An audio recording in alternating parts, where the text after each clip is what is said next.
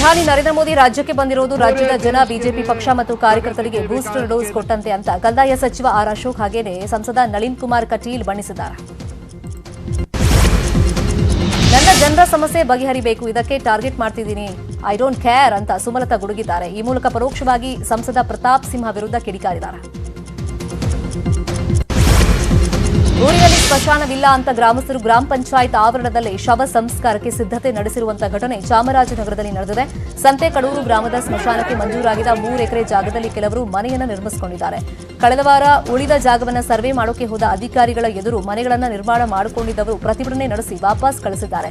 ಸದ್ಯ ಗ್ರಾಮದಲ್ಲಿ ರಾತ್ರಿ 10 ಗಂಟೆವರೆಗೆ ನಿಷೇಧಾಜ್ಞೆ ಜಾರಿ ಮಾಡಲಾಗಿದೆ.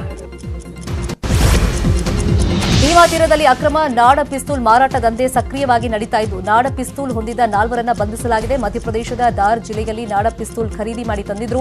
ಅವುಗಳನ್ನು ಜಿಲ್ಲೆಯಲ್ಲಿ ಶ್ರೀಗಂಧ ಬೆಳೆದ್ರೆ ಕಳ್ಳರು ಬರ್ತಾರೆ, ಮಾರಾಟ ಮಾಡೋಕ್ಕಾಗಲ್ಲ, ಚಿಂತೆ ಮಾಡ್ತಿದ್ದೀರಾ? 130 ಎಕರೆಯಲ್ಲಿ ಶ್ರೀಗಂಧ ಬೆಳೆದವ್ರು ನಿಮ್ಗೆ ಹೇಳ್ಕೊಟ್ರೆ ಮತ್ತೆ ಆಗ್ತಡ? ಫ್ರೀಡಮ್ ಆ್ಯಪ್ ಅನ್ನ ಈಗಲೇ ಡೌನ್ಲೋಡ್ ಮಾಡಿ ಮಾರಾಟ ಮಾಡ್ತಾ ಇದ್ರು. ಬಿಬಿಎಂಪಿ ಮಾರ್ಷಲ್ಗಳ ಮೇಲೆ ಹಲ್ಲೆ ನಡೆದಿದೆ ಅಂತ ಆರೋಪಿಸಿ ದೂರು ದಾಖಲಾಗಿದೆ. ಬೆಂಗಳೂರಿನ ಹೆಗ್ಗನಹಳ್ಳಿ ಕ್ರಾಸ್ನ ನೀಲಗಿರಿ ತೋಪಿನ ಬಳಿಯಲ್ಲಿ 4 ದುಷ್ಕರ್ಮಿಗಳು ಹಲ್ಲೆ ನಡೆಸಿದ್ದಾರೆ ಅಂತ ಕಾಮಾಕ್ಷಿಪಾಳ್ಯ ಪೊಲೀಸ್ ಠಾಣೆಯಲ್ಲಿ ದೂರು ದಾಖಲಾಗಿದೆ. ಬೆಂಗಳೂರಲ್ಲಿ ಯುವತಿ ಮೇಲೆ ಗ್ಯಾಂಗ್ ರೇಪ್ ನಡೆದಿದೆ. 2 ದಿನಗಳ ಹಿಂದೆ ಯುವತಿಯ ಸ್ನೇಹಿತರೆ ಲೈಂಗಿಕ ದೌರ್ಜನ್ಯ ಎಸಗಿದ್ದಾರೆ. ಯುವತಿಗೆ ಮದ್ಯ ಕುಡಿಸಿ ಕರ್ಕೊಂಡು ಹೋಗಿ ಎಚ್ಎಎಲ್ ನಿರ್ಜನ ಪ್ರದೇಶದಲ್ಲಿ ಇಬ್ಬರು ಅತ್ಯಾಚಾರವನ್ನು ಎಸಗಿದ್ದಾರೆ. ಬಾಗಲಕೋಟೆಯ ಗ್ರಾಮದಲ್ಲಿ ಕಲುಷಿತ ನೀರು ಪೂರೈಕೆ ಮಾಡಿದಂತ ಹಿನ್ನೆಲೆಯಲ್ಲಿ ಗ್ರಾಮಸ್ಥರು ಗ್ರಾಮ ಪಂಚಾಯತ್ಗೆ ಬೀಗ ಜಡಿದು ಪ್ರತಿಭಟನೆಯನ್ನ ಮಾಡಿದ್ದಾರೆ. ಬಾಗಲಕೋಟೆ ಜಿಲ್ಲೆಯ ಮುತ್ತಲಗೇರಿ ಗ್ರಾಮ ಪಂಚಾಯತಿಗೆ ಬೀಗ ಹಾಕಿ ಪ್ರತಿಭಟನೆಯನ್ನ ಮಾಡಿದ್ದಾರೆ. ಗ್ರಾಮದಲ್ಲಿ ಕಳೆದ 20 ದಿನಗಳಿಂದ ಕಲುಷಿತ ನೀರು ಪೂರೈಕೆ ಆಗ್ತಾ ಇದೆ ಅನ್ನೋ ಕಾರಣಕ್ಕೆ ಪ್ರತಿಭಟನೆಯನ್ನ ಮಾಡಲಾಗಿದೆ.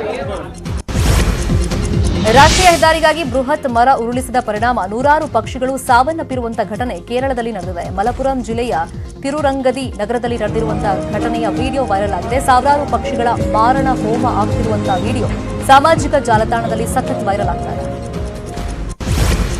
ನಿನ್ನೆ ಮಡಿಕೇರಿಯಲ್ಲಿ ಧಾರಾಕಾರವಾಗಿ ಮಳೆ ಸುರಿದಿದ್ದಂತ ಹಿನ್ನೆಲೆಯಲ್ಲಿ 10ಕ್ಕೂ ಹೆಚ್ಚು ಬಡಾವಣೆಗಳಲ್ಲಿ ಜಲಾವೃತ ಆಗಿದೆ.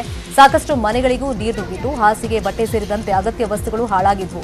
ನೀರು ನುಗ್ಗಿದ ವಿಷಯ ತಿಳಿತಾ ಇದ್ದಂತೆ ಸ್ಥಳಕ್ಕೆ ಭೇಟಿ ನೀಡಿದ್ರು. ಸಿಬ್ಬಂದಿ ಜೊತೆ ಭೇಟಿ ನೀಡಿ ನೀರು ಸರಾಗವಾಗಿ ಹರಿಯುವಂತೆ ಮಾಡಲಾಯಿತು ಅಂತ ಅಧಿಕಾರಿಗಳು ಹೇಳಿದ್ದಾರೆ. ಗದಗದಲ್ಲಿ ವರುಣನ ಆರ್ಭಟಕ್ಕೆ ರಸ್ತೆ ಕಿತ್ತು ಹೋಗಿದೆ. ಶಿರಹಟ್ಟಿ ತಾಲೂಕಿನ ಶೆಟ್ಟಿಕೆರೆ ಕೋಡಿ ಒಡೆದಂತ ಪರಿಣಾಮ ರಸ್ತೆ ಕಿತ್ತು ಹೋಗಿದೆ. ಆದ್ದರಿಂದ ಶಿರಹಟ್ಟಿ ಲಕ್ಷ್ಮೇಶ್ವರ ಸಂಪರ್ಕ ಕಡಿತವಾಗಿದ್ದು ವಾಹನ ಸವಾರರು ಪರದಾಡುವಂತ ಪರಿಸ್ಥಿತಿ ಇದೆ.